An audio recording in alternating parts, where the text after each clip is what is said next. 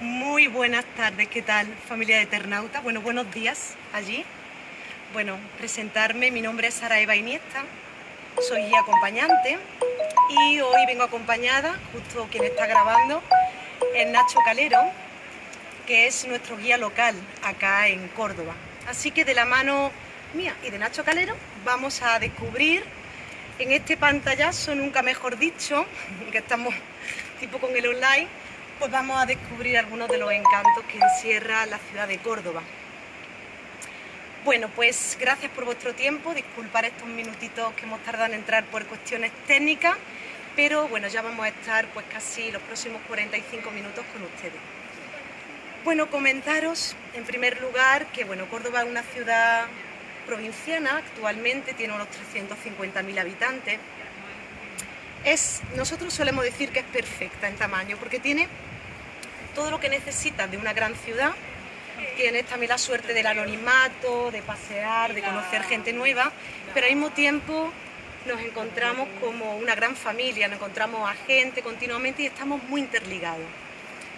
También deciros que se encuentra, como estáis viendo, podéis disfrutar, asentada aquí en la campiña del río Guadalquivir. El río Guadalquivir significa río grande en árabe. Bueno, sabéis que Córdoba se encuentra al sur de España, en la comunidad autónoma de las 17 que tiene el país, de Andalucía, y nosotros hemos estado muy bien ubicados a nivel de flujo de civilizaciones. Hemos tenido la suerte, Andalucía, de estar entre el mar Mediterráneo y el océano Atlántico. Y este río en concreto, el puerto que antiguamente era el puerto que estaba a los pies del Alcázar de los Reyes Cristianos, actualmente se le conoce con ese nombre, aunque luego ya el compañero Nacho pasará a trasladar un poquito sobre la historia del Alcázar, pero a la falda encontrábamos el antiguo puerto romano y encontrábamos que Córdoba era puerto fluvial y desde el océano Atlántico se conectaba con todo lo que era el comercio de navegación, desde los fenicios, cartaginenses, vándalos, suevos. La comunidad, la primera, digamos, civilización asentada acá, sobre estas tierras, fueron los turdetanos. Era una población íbera que durante un tiempo cohabitaron con los romanos en Dípolis. Los romanos, como sabéis, bueno, pues fue un imperio que se extendió por la Germania, la Galia, Britania, Hispania y Córdoba, la antigua Córdoba, nombre que fue respetado a la comunidad turdetana, que significa, una de las posibles interpretaciones sería regalo de Dios, el significado de la palabra de Córdoba, que podemos desarrollarlo un poquito más cuando estemos más tiempitos juntos. Deciros que, bueno, como decíamos, los romanos tomaron Córdoba como la capital de la Bética, que era la provincia que pertenecía a la Hispania. De acá los romanos nos dejaron legados muy importantes. La tradición de la producción de vino, aquí tenemos la denominación de Montilla Moriles, por ejemplo, la producción del aceite de oliva, nuestro oro verde que llamamos, que a día de hoy pues, es fundamental en nuestra agricultura. También, bueno, los romanos extraían, como sabéis, pues, minerales, oro, plata, cobre, zinc, de justo la cordillera, que si bien pueden, Nacho, allí al fondo, sobre el río, vemos Sierra Morena. Sierra Morena es justamente la cordillera que divide a nivel orográfico todo lo que es Andalucía, desde Jaén a Huelva, de todo lo que es la meseta castellana y Extremadura. Y volviendo aquí a la zona de la campiña del Guadalquivir, volviendo a la importancia de este entorno, deciros que nos encontramos sobre justamente un monumento de más de 2000 años, el puente romano de Córdoba, del siglo I a.C., ha sido el único puente hasta la década de los 60, que tuvimos la suerte de construir otro puente, el puente San Rafael, que ahora no podemos ver desde aquí, pero el puente romano fue, digamos, el único acceso desde el sur, donde ahora encontramos este monumento, que es la conocida como la Torre de la Calahorra, que era la entrada sur de la ciudad, que se encuentra en los cimientos de época romana como entrada, y actualmente lo que vemos es una reconstrucción del siglo XIV y en lo que es en arquitectura árabe. Esa torre fortaleza era una forma de fiscalizar y controlar la entrada sur de la ciudad de Córdoba. Nosotros acá, más adelante, en el lienzo norte de la ciudad, vemos todo lo que es el casco histórico, que es considerado, bueno, el casco histórico de Córdoba es uno de los más grandes de Europa, pero lo que nosotros vemos, el trocito que vemos, es la parte conocida como la judería, que si bien la palabra judería solo hace referencia a la comunidad sefardí, los judíos españoles, en la judería vivían también musulmanes y cristianos. De hecho, Córdoba es conocida, vamos a ir caminando para que vayáis disfrutando un poquito de la ciudad. Córdoba es conocida como, bueno, a veces le llaman de la ciudad de las tres culturas, nosotros completamos de las cuatro culturas por resaltar la época romana, de la que tenemos bastantes monumentos y uno de ellos, como estamos paseando, el puente romano actual, y también la Córdoba musulmana. Luego hablaremos con mi compañero Nacho de parte de esa época, la Córdoba cristiana y la Córdoba sefardí. Algo que es muy interesante entender, bueno, haciendo un pantallazo histórico, vamos a seguir contándoles que, bueno, sabéis que Roma cayó en el siglo V y después de los romanos, los visigodos también tuvieron un paso por Córdoba. Unos 2 siglos y medio estuvieron por acá sentados, pero los visigodos no tenían una cohesión real, no había, digamos, una unidad, una armonía en la convivencia, eran pueblos bastante belicosos y había muchas pugnas de poder entre los gobernantes. Por lo que, ¿qué ocurrió? En el año 711 se comenzó con la dominación musulmana, de la mano de Abderramán I. Abderramán I fue una figura muy importante. Él fue el único descendiente de la dinastía de los omeyas. En Bagdad se luchaba por el poder del control del Islam, la familia de los abbasíes y los omeyas. Los abbasíes dijeron, miren, muerto el perro, pues se acabó la rabia. Entonces decidieron masacrar a toda la familia de los omeyas, quedando a Abderramán I en el exilio. Escapando, llegó hasta el norte de África, al pueblo de la Rusafa, de donde era su abuela, y desde allí empezó a controlar cómo entrar a lo que más tarde sería el gran imperio de Al-Ándalus. ¿Qué ocurre? Cuando llegaron acá los musulmanes hay que entender que esa expansión tan rápida que se hizo del 711 hasta el 718, en tan poquitos años, se llegó más allá de Pirineo, llegó al Al-Ándalus. ¿Por qué?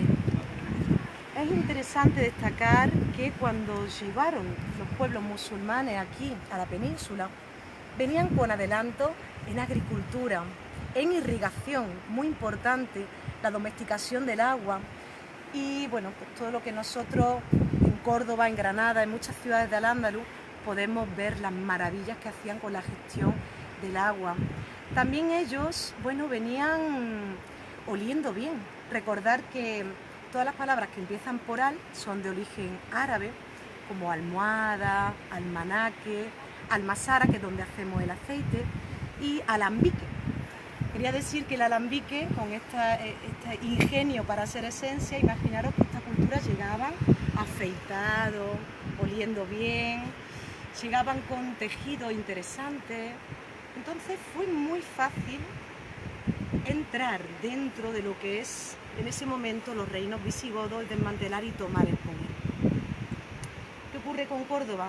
Córdoba, por el enclave tan maravilloso que tiene de tierra fértil, de ser el último puerto importante que adentra al Río Grande, y también por haber sido capital de la Patricia romana, la Córdoba, que tenía ya una infraestructura muy importante de alcantarillado, de iluminación pública, edificios, muchísimo material de acarreo, que llamamos al material que es reutilizado de una cultura a otra. Entonces, bueno, encontramos que Córdoba era el enclave perfecto para crear la capital. Podemos hablar muchísimo de Al-Ándalus, de los personajes, de Averroes, de Maimónides y de todo el acervo cultural, pero nos interesa que os quedéis con un concepto importante de Al-Ándalus. Al-Ándalus simbolizó el prerrenacimiento europeo. En Al-Ándalus Nosotros siempre diferenciamos, en resumen, dos fases importantes, que es el emirato y el califato.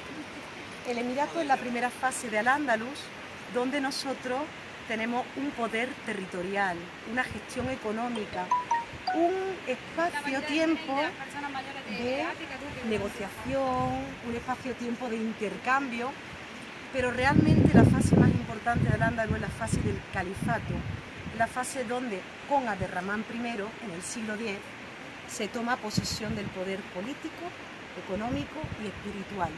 Podríamos decir que Córdoba se convierte en un doble Vaticano, si lo comparamos con lo que actualmente nosotros conocemos como el poder cristiano. Bueno, comentarle,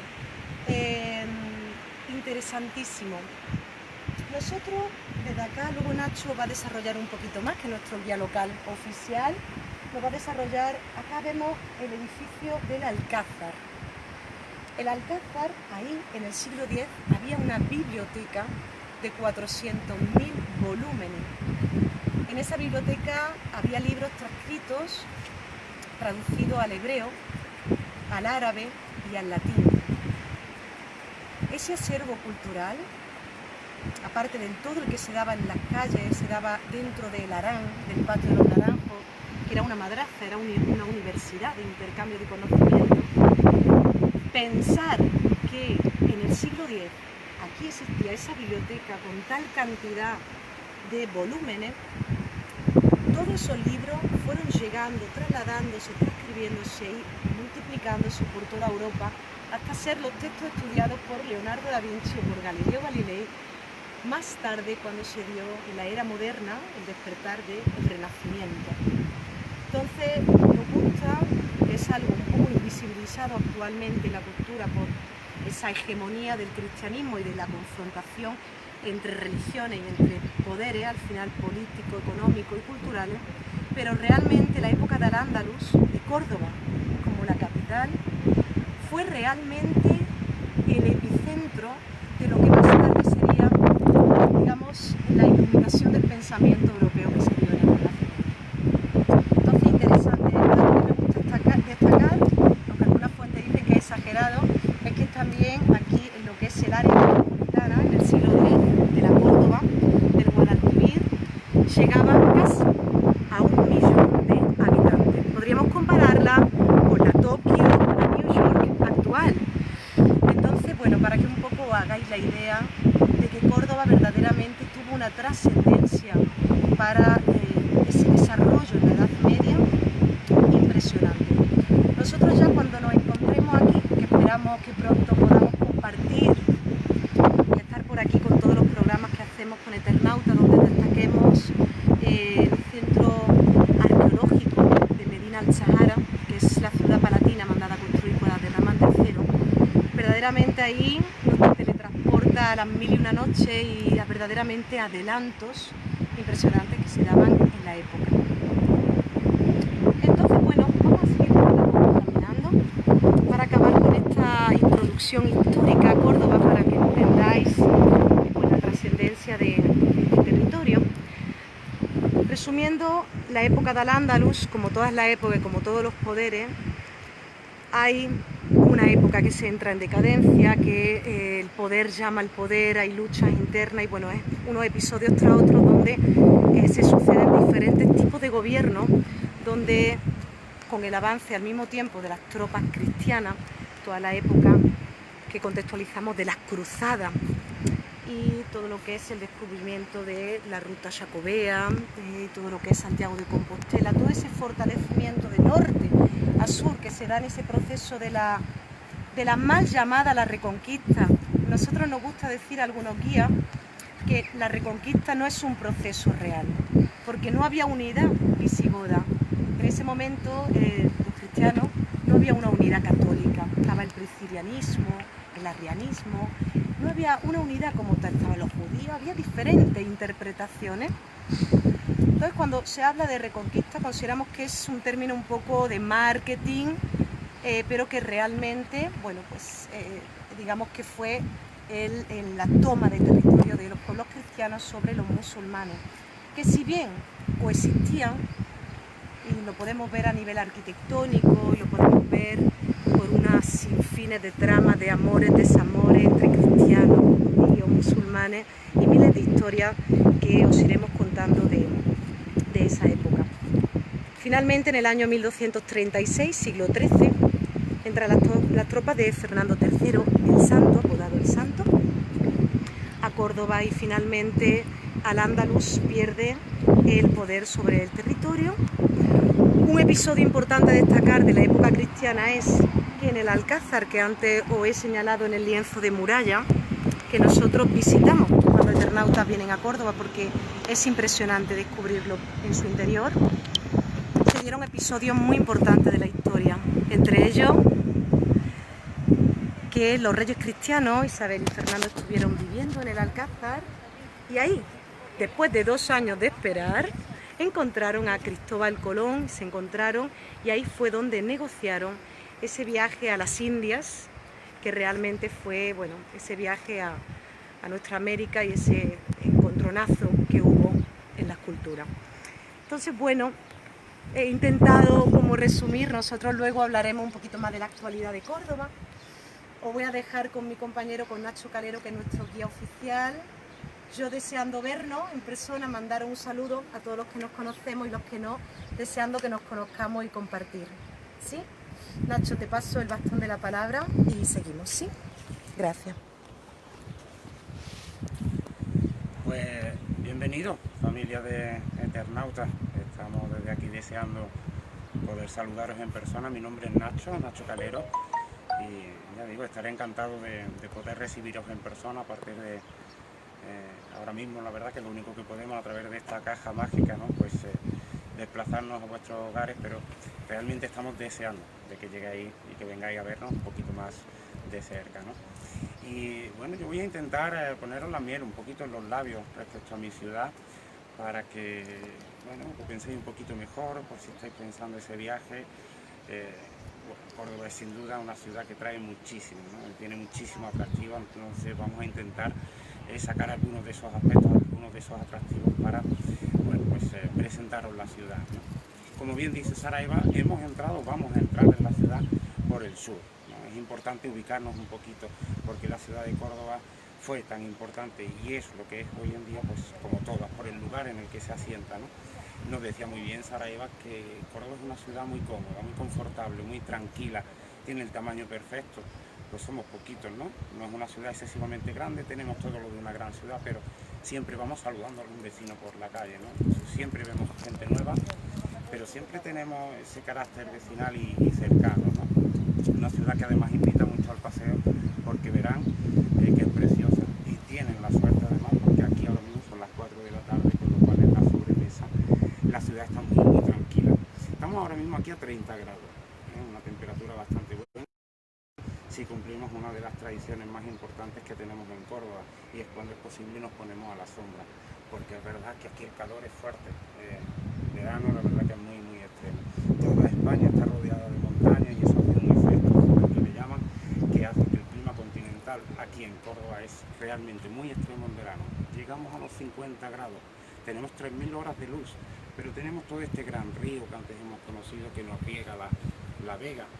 3000 horas de luz, agua suficiente, la Vega es bien fértil, así que Córdoba tiene esa Vega que teníamos al norte, que nos presentaba Sara Eva, de donde se sacaba el metal, cobre, plata y oro, antes de que llegaran los romanos, los curvetanos. Ya iban sacando todo ese material y trayéndolo aquí, a estos sotos del Albolacía, donde encontramos el puerto. Bien, ese lugar privilegiado hoy no nos viene tan bien, porque Córdoba es una ciudad con 4 denominaciones Patrimonio de la Humanidad, que vive del turismo. El año pasado cerca de 2 millones de personas vinieron a vernos, y con todo ese patrimonio que tenemos, lo que nos falta a veces es el bien más preciado, el tiempo. La gente no suele quedarse el tiempo suficiente que Córdoba merece, y rara vez pasa la noche aquí. Me alegro mucho de que Eternauta sea una persona que le dedique a Córdoba lo que se merece, ¿no? Y pasa algunas noches aquí, porque tenemos realmente muchísimo que ofrecer. Como decía Sara Eva, el patrimonio, la superficie patrimonio de la humanidad es la más extensa de todas, después de la ciudad de Roma. Y 4 denominaciones Patrimonio de la Humanidad, porque son de verdad muchísimos los recursos. Sin duda la judería, todo este barrio que tenemos detrás, ese es lo más conocido, en el centro, el corazón de la judería, el edificio que vemos a través del arco. Ahora nos acercaremos un poquito. El corazón de la mezquita, de la judería, es la mezquita catedral. Fíjense lo que pasa en Córdoba, el corazón de un barrio judío es una mezquita catedral. Eso hay que explicarlo un poquito porque tenemos que entenderlo, ¿no? Es bastante especial. Así que vamos a acercarnos un poquito hacia esa mezquita catedral y la vamos a bordear por la izquierda, pero es importante entender que estamos entrando en la ciudad por el sur y que el muro que vamos a ver principal de la mezquita catedral es el muro sur. Así que entren conmigo por esta puerta, que es el acceso principal, siempre fue el acceso principal. Aquella torre que vimos controlaba el acceso al puente, pero la puerta de la ciudad siempre estuvo aquí, ya fuese en época romana o posterior musulmana y cristiana. La que hoy en día vemos es una puerta del siglo XVI. Es una manera en la que Córdoba se engalanó para recibir a Felipe II. Y me quedó inconclusa. De hecho, cuando la terminaron ya solo en el siglo pasado, esa columna la han dejado sin terminar para recordar que la puerta en realidad quedó inconclusa. Pero obra de Hernán Ruiz III, es una puerta de finales del siglo XVI. ¿Y qué nos da la entrada a la ciudad? Por el lado sur, como les decía. Así que nos paramos un poquito aquí, siempre a la sombrita. Tradición saludable aquí en Córdoba. Y desde aquí pues tenemos muy buena vista para ir introduciendo aspectos muy importantes de la ciudad. El corazón es ese gran muro. Vemos solo el muro sur de la mezquita catedral, así que ahora lo bordearemos un poquito. Pero vemos aquí también una gran escultura, es un triunfo de San Rafael. Arriba del todo está el arcángel San Rafael, es nuestro patrón, nuestro custodio. Y este es el triunfo, el mayor que hay, de los varios triunfos que hay por la ciudad de Córdoba. San Rafael es nuestro custodio, desde que en el siglo XIV nos ayudó con la peste, lo tenemos como guardián, como protector. Nuestros patrones realmente son Aciclo y Victoria, pero la devoción se la tenemos a San Rafael, es de hecho el nombre más repetido en la festividad que celebramos, y San Rafael siempre lo colocamos en lugares altos, en triunfos, sobre una columna. Este es uno de los más importantes y de hecho es el nombre a la puerta, porque esta puerta por la que entramos vulgarmente se le llama Puerta del Triunfo, pero como decían los fabulosos, como cantaban los fabulosos Cádiz, no hay nada que celebrar. Esta puerta no está celebrando ningún triunfo, es simplemente una puerta que le dicen del triunfo, quizá porque está ese triunfo ahí, pero es la puerta del puente. Así que vamos a bordear un poquito esta plaza donde encontramos a San Rafael para dirigirnos un poquito más hacia el centro de esa judería. Ese San Rafael lo vemos presidiendo un lugar fundamental en la entrada de la ciudad.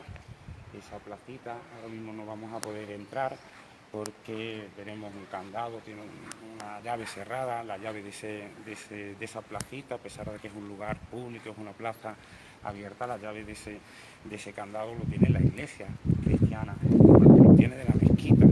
Bien, la mezquita es catedral, ahora lo entenderemos un poco, hay que matizar un poquito. Desde luego cuando ustedes vengan se lo contaré un poquito más detallado porque la historia es extensa y es compleja. Es tan compleja como la de cada uno de ustedes. Este edificio la verdad que tiene hasta personalidad. Yo diría que casi está vivo. Tiene un código genético, incluso. Porque es el símbolo y es el que mejor cuenta la historia de nuestra ciudad. En el momento en que Córdoba empieza a ser importante en el siglo VIII, cuando los musulmanes ya han entrado, llega un personaje, un príncipe, el emigrado, que tuvo que huir de Damasco porque mataron a toda su familia. Ellos eran los califas de Bagdad, perdón, de Damasco. Ellos recibieron un golpe de estado, los abasíes tomaron el poder y los omeyas fueron asesinados, pero el emigrado huyó hasta llegar a Córdoba. 4 años tardó y sus antiguos clientes, los fieles a la familia omeya, hacen un gran ejército y con él tomarán la ciudad, que ya era musulmana, pero Abderramán primero la toma y se independiza de ese califato. Y siendo todavía un emirato, la ciudad de Córdoba tiene como enemigo máximo el califato, que traslada la capital a Bagdad. Así pues, omeya y abasíes siempre serán enemigos. Y cuando el primero de los emires, el que hace esa ciudad independiente del califato, siente que va a morir, manda a construir un legado, algo que quede, demostrando su legado, ¿no? Su historia. Así que manda a construir la muy primera mezquita, la mezquita Al-Jama. Pequeño inciso, quiero que vean esa placita que les decía, desde aquí se ve muy bien ese San Rafael, ¿no? Ese triunfo de San Rafael. Vemos que la placita está cerrada con una candela, con una cancela, como les contaba, pero ese San Rafael es de los más importantes, ese triunfo. San Rafaeles tenemos por toda la ciudad, pero ese triunfo de los más importantes. Está narrando en realidad la historia de Santa Bárbara, que fue metida en una torre, encarcelada en una torre, consiguió escapar y meterse en una cueva, ¿no? Y refugiarse en una cueva. Así que además de los dos patrones, que son las esculturas que vemos abajo, por delante está Santa Bárbara. Pero siempre el importante es el que está arriba, es San Rafael. Siempre estará en los puntos más altos para custodiar, para proteger la ciudad. Y desde esta perspectiva vamos a ver la esquina sur, ese muro que ahora mismo estáis viendo, es la parte más importante de una mezquita. Hay un muro límite. Muchos piensan que este muro es la quibla. Realmente la quibla en este edificio es este muro de aquí. Es la parte más importante de una mezquita, es hacia donde ellos tienen que mirar cuando rezan. Todos sabemos que ese muro, llamado quibla, debe de estar mirando hacia la Meca. Si ellos miran a ese muro, estarán mirando a la Meca cuando rezan. Bien, este edificio no mira a la Meca. Ya saben que mira al sur, de donde nosotros venimos, pero la Meca está más al sureste. Luego está mal orientada. El muro de la quibla realmente mira al sur. Y otra curiosidad de este edificio es que entre quibla y alquibla se genera un pasillo. Ahí es donde están ahora los archivos del Cabildo, de la catedral, donde están los restos de esa gran biblioteca que quedara de la época musulmana. Y en medio vemos una pequeña puerta que era un pasillo privado para el califa acceder hacia la parte más importante de la mezquita, y lo hacía desde su palacio personal, que era este de aquí. Luego, por encima de nuestras cabezas habría un pequeño puente que uniera al califa desde su palacio, llevará al califa desde su palacio hasta la mezquita, accediendo por esa puerta al sábado. Nos queda de hecho en el suelo marcado los pilares de ese puente que permitía seguridad al califa. Bien, pero esta quibla que vemos es la resultante después de las muchas ampliaciones que tuvo, de las 3 ampliaciones que tuvo la mezquita original. Les decía que tenía una historia compleja, tan compleja como la de cada uno de ustedes. Desde el siglo VIII, cuando Abderramán I construye la primera mezquita catedral, el edificio es mucho más pequeño, pero ya adquiere ese código genético que a medida que el edificio, como cualquier ser vivo, va creciendo, va conservando. Y por mucho que la historia, la vida nos golpee, nos salgan cicatrices, nos dejará lo físico, pero el código genético sigue ahí. Este edificio fue mezquita en un principio, pero ahora es la catedral de Córdoba. Desde 1236, que Fernando III el Santo cruzó ese puente con la cruz cristiana por delante. Al mismo día siguiente de la conquista de Córdoba, el edificio es dedicado al cristianismo, es consagrado y convertido en una iglesia cristiana.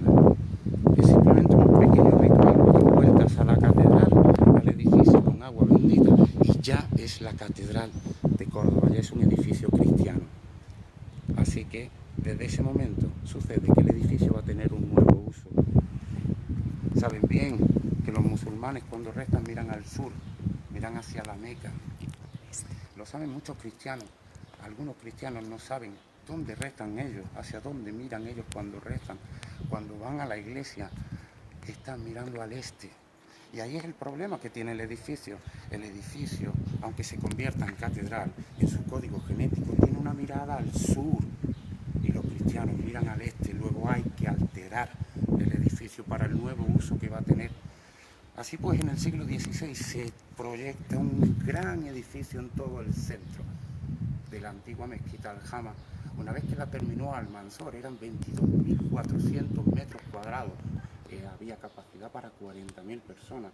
Era, por supuesto, la mezquita más grande de todo Occidente. Y se convierte al cristianismo, algunos he oído incluso decir que es la catedral más grande del mundo.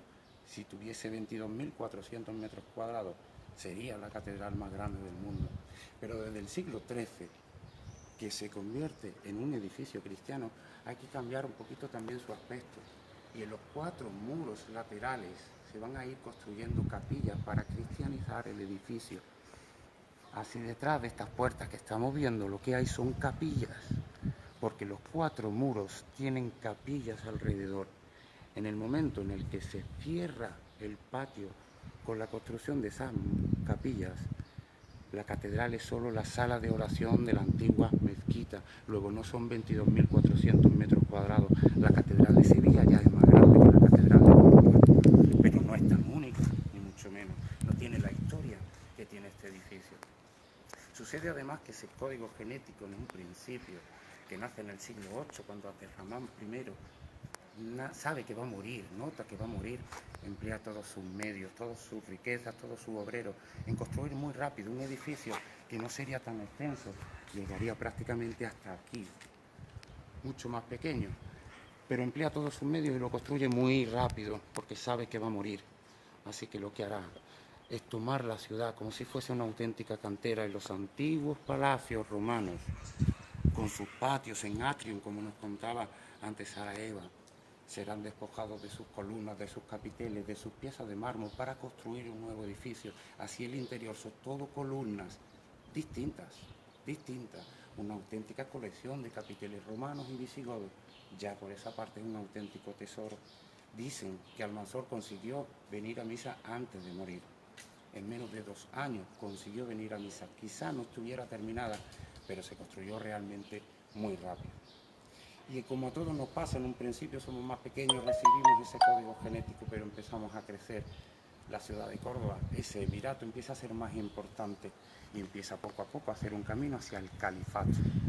Así que el edificio también se queda pequeño, hay que agrandarlo. Se derribará el muro de la Qibla y se hará el edificio más grande hacia el sur. El edificio está en toda su adolescencia, está pleno, está fuerte, pero todavía le queda madurar e incluso crecer. Llega el mejor momento, es el califato. El muro de la Qibla de nuevo se traslada hasta el fondo, crece el edificio y llegará Almanzor, el que más conquista.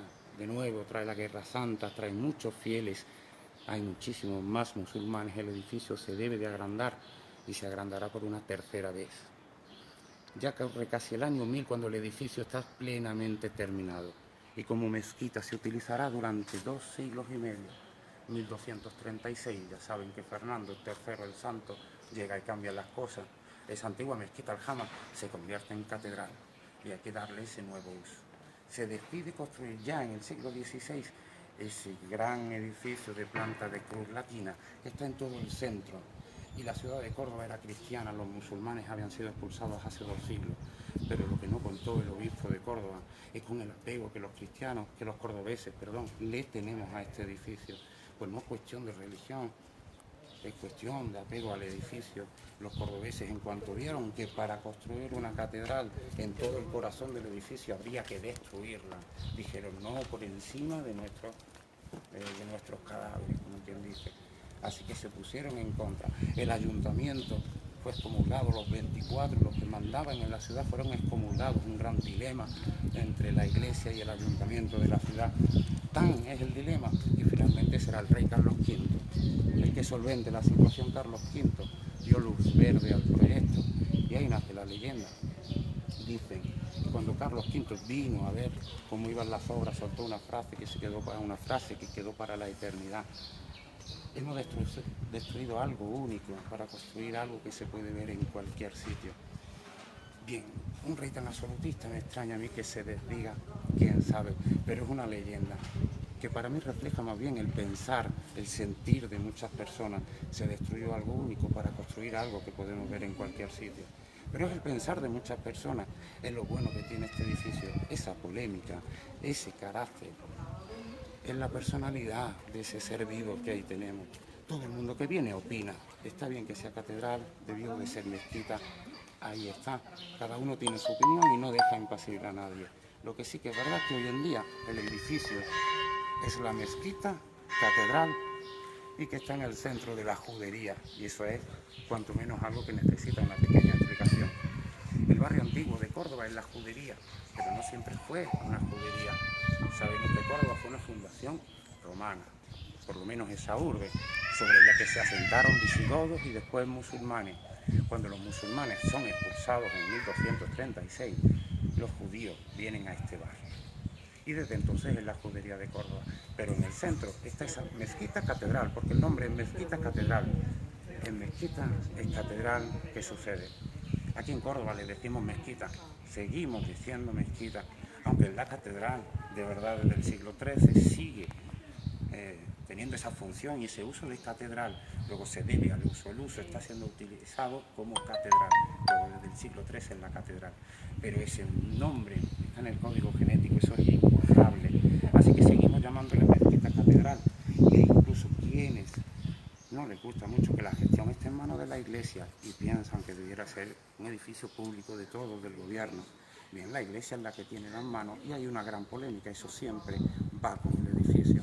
Hace unos cuantos años ayuntamiento y la iglesia llegaron a un pequeño acuerdo, llamémosle mezquita catedral y dejáis de reclamar la titularidad pública del edificio.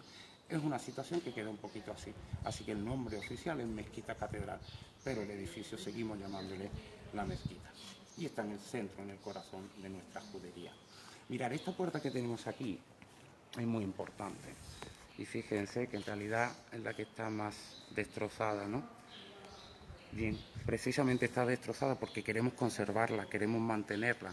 Es la primera puerta que se decoró y la decoración que se implantó en esta puerta es la que ahora estáis viendo en todas las otras puertas, en el mihrab del interior e incluso todavía desarrollándose en el norte de África en el siglo XX, incluso siglo XXI.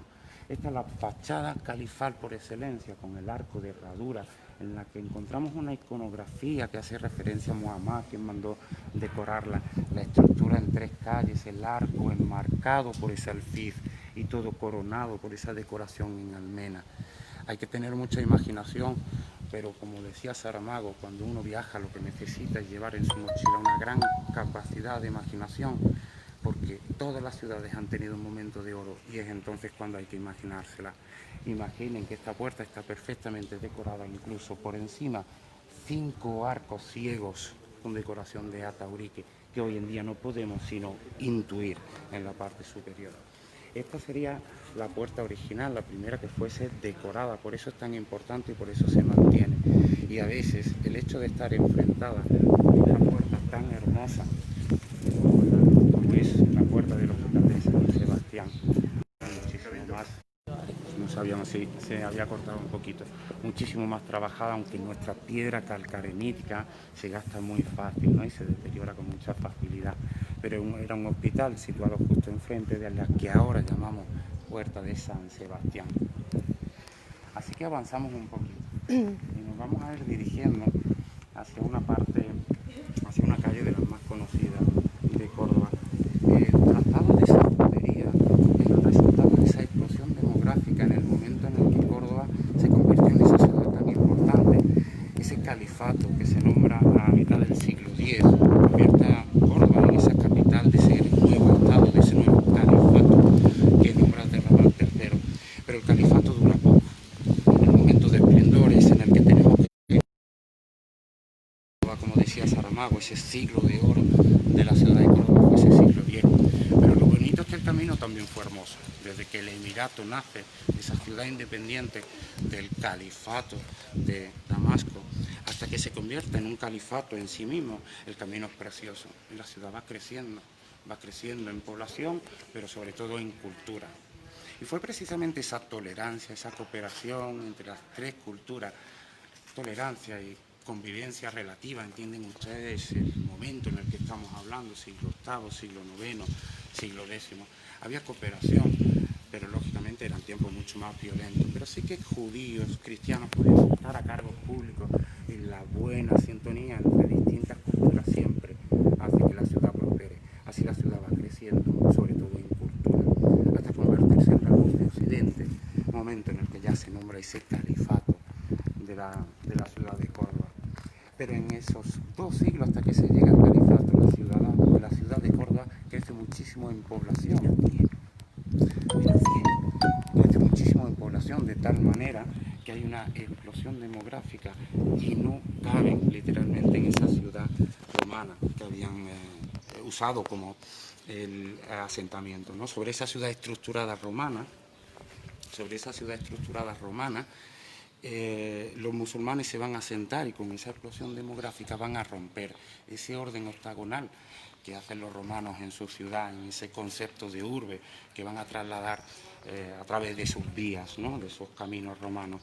Bien, la ciudad de Córdoba explota demográficamente y esas calles rectas pierden esa rectitud y empiezan a convertirse en un gran laberinto en el que las callejuelas empiezan a ser muy estrechas, pintadas de blanco, porque en pleno verano, como les digo, alcanzamos hasta los 50 grados.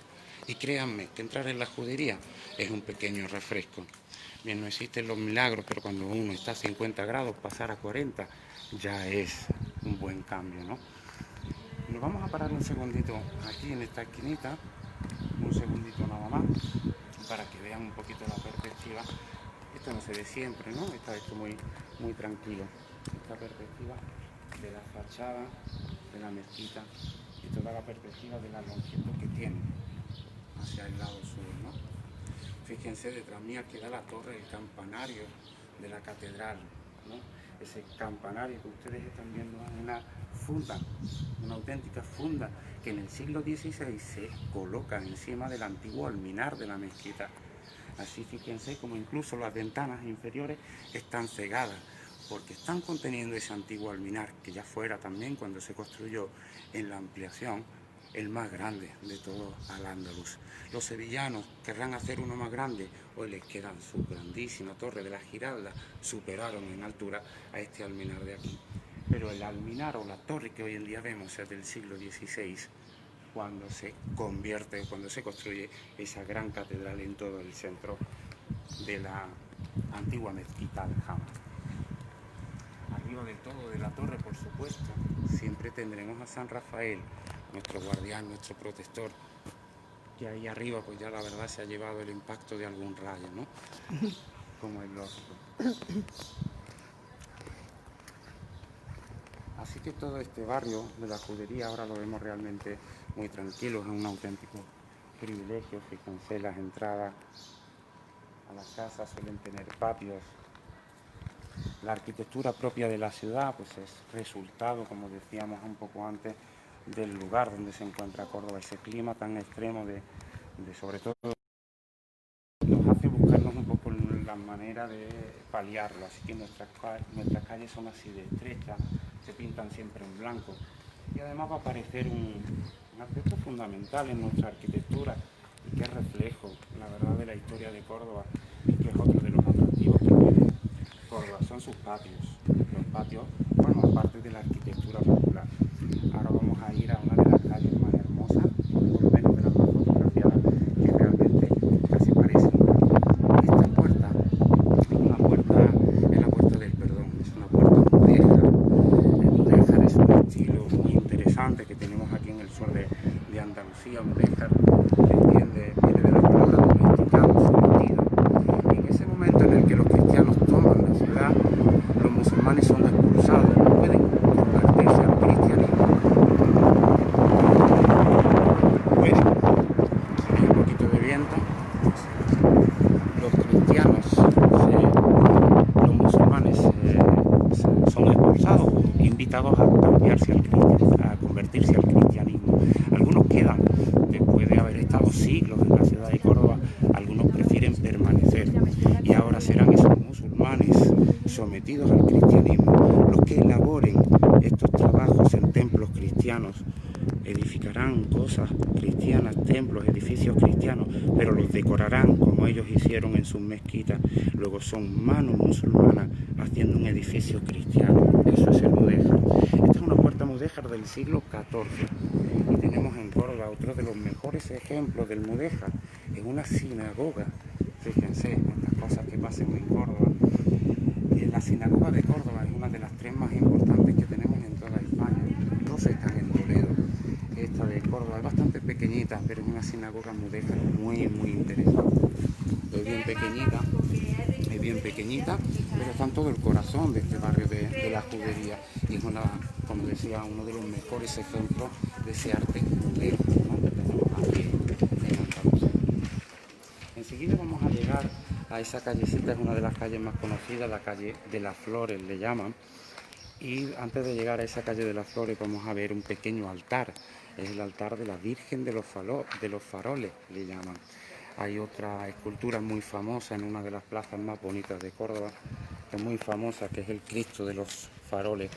Y muchos saben de él antes de venir a Córdoba, pero pocos saben que también tenemos una Virgen de los Faroles. Es esta que tenemos aquí. Es un pequeño altar en el que, bueno, pues muchos se paran, ¿no?, antes de entrar en la mezquita. De hecho, si quieres que tu dolor se convierta en alegría, no pasarás pecador sin alabar a María. Nos reza una cartera. No es la obra original, pero la obra original fue de uno de nuestros mejores pintores, Julio Romero de Torres, que ahora está en su museo, en la Plaza del Pozo. Y fíjense, como digo, tenemos la suerte de tener esta perspectiva, de tener las calles solas, porque ahora es un poco la sobremesa, ¿no? También es cuando aprieta un poquito más el calor, así que la ciudad está incluso más tranquila. Pero nos permite disfrutar de eso. Ya les aseguro que desde que hemos entrado en esta calle, Sarajevo y yo hemos notado que la temperatura ha bajado 4 o 5 grados tranquilamente. Y funciona mucho. Lo de la judería siempre está en las casas, las calles en sombra. Incluso buscamos tener la sombra dentro de nuestros hogares. Así pues, muchas veces en las ventanas colocamos celosías. O siempre tenemos cuanto menos las ventanas o las persianas echadas durante el día. Mientras más oscuro esté por el día, más fresco estará después por la noche. Lo duro realmente son las noches. No son los 50 grados del día, son los 40 grados de la noche. Eso es lo que hace difícil concebir el sueño. Fíjense, esta es una de las calles, yo no me atrevería a decir más bonitas de Córdoba, pero sí que de las más fotografiadas. Tenemos tantas calles hermosas que sería difícil decirlo, pero sí que es verdad que es el icono. Entren conmigo.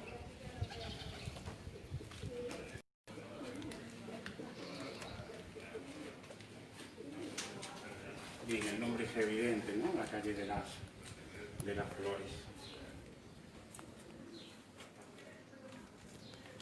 Fíjense esa costumbre de tener las macetas colgadas en las paredes, bien pintadas de colores también. Bien, es por el blanco de las paredes. Siempre se pintó del blanco por el calor, ¿no? Por paliar un poquito el calor. Vamos avanzando un poquito. Por paliar un poquito el calor siempre se pintó de blanco. Pero hubo una época en la que no se tenía ni siquiera para poder pintar año tras año las casas de blanco. Así que se colocaban plantas intentando disimular esos desconchones en la pared, esas manchas. Por ahí pasar. Para nada. Se colocaban entonces esas macetas en las paredes intentando camuflar un poquito esos desperfectos, esos desconchones. Realmente ni siquiera eran macetas, por eso están pintadas de colores. Antiguamente eran latas de conserva que se pintaban y se colocaban, porque no había para pintar.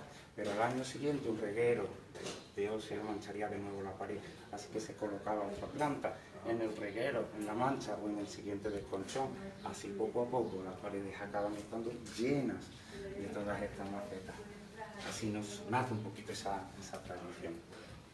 Entonces, vamos a entrar ahora en una placita, recordemos, es una plaza, pero es perfecta para explicar ese concepto de patio. Un concepto que es importante tener del patio, que no siempre podemos conseguir cuando la gente viene a visitar la ciudad de Córdoba, es transmitir la paz que un patio debe de tener. Y cuando muchas veces entro en los patios, en los momentos de alta temporada, que vienen tantos turistas, sucede una cosa, que no oigo el agua, porque hay 30 personas en el patio. No huelo el jazmín, y si no se huele el agua, si no se huele el jazmín, no se entiende lo que es el patio. El patio es un lugar de paz. Esto es una plaza, recordemos, no es realmente un patio, pero tiene todo lo que puede tener un patio, si se fijan. El suelo, están estos bolos, le llamamos, cantos rodados, estos bolos que van a permitir que reguemos el suelo, porque refresca todo el ambiente.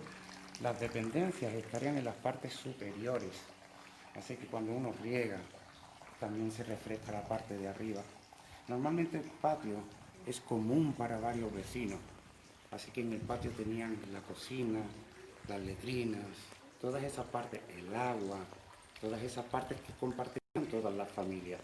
Es un lugar cerrado y que comparten porque no había dinero.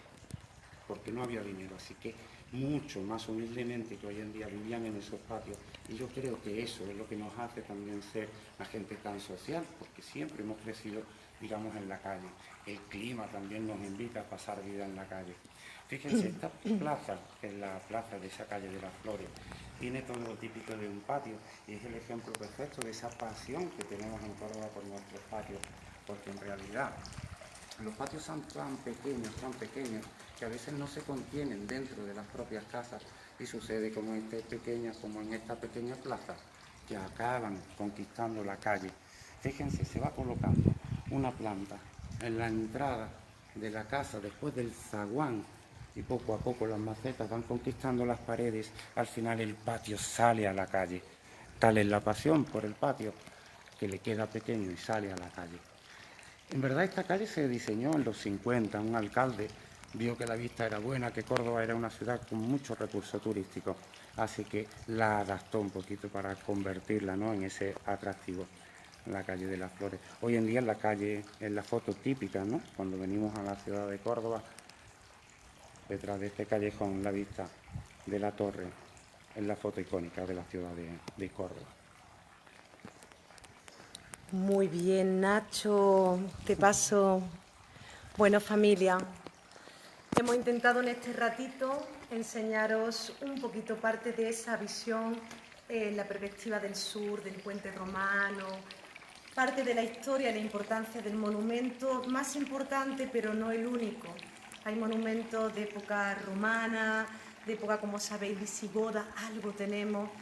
Toda la magnificencia del Al-Ándalus, hay muchos patios, casi de Andalucía, muchos museos que podemos visitar juntos, disfrutar de un espectáculo ecuestre, muchísimas cosas que le ofrecemos en el viaje de Al-Ándalus para seguir descubriendo no solamente Córdoba, sino todo lo que llegó a ser ese imperio. También la actualidad, que a veces hablamos de toda esa cultura del pasado. Deciros que actualmente Córdoba tenemos, esta fiesta de los patios, que por ejemplo es patrimonio intangible de la humanidad. Tenemos también el famoso Festival Internacional de la Guitarra. Tenemos Festival de Arte Flamenco. Tenemos también una serie de ferias de artesanía. Aquí en Córdoba está la cuna de los plateros, de las filigranas, que es algo muy importante, el trabajo con el cuero, el cordobán y el guadamesí, que son técnicas de repujado. Bueno, hay que hablar de toda esa cerámica también, que toda la pintura y el manejo tradicional de la alfarería. Digamos que está de moda todo el arte floral. Justamente hay otro festival internacional de flores, que de hecho fue un japonés, un asiático el que lo impulsó. Creo que fue un chino, no un japonés, pero sí, un asiático el que lo impulsó por esa fascinación con el arte floral. Pero luego está Cosmopoética, Utopía.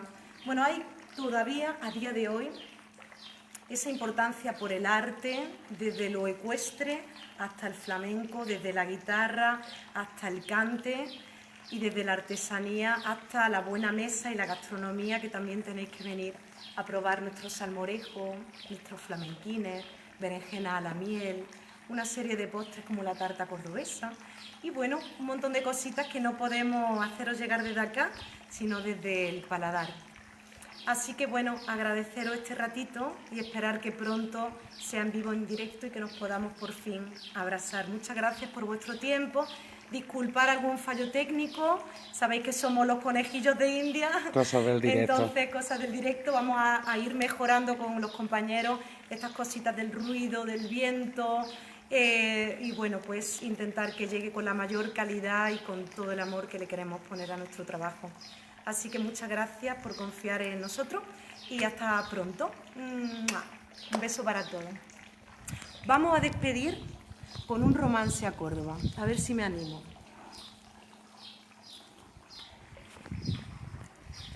Córdoba estaba dormida sobre un lecho de azares,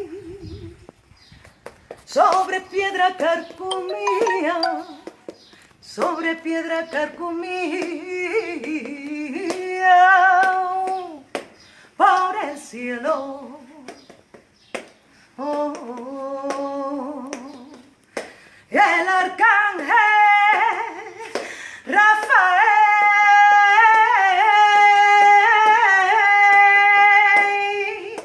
su sueño se está forjando sobre un lucero celeste,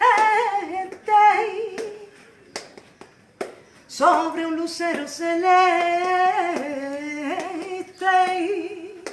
por el cielo. Oh, oh. Cállate, no la despiertes, música y un limonero. Cállate, no la despiertes, cállate y no la despiertes, que sueña con ser lucero. Cállate, cállate, cállate, cállate, cállate.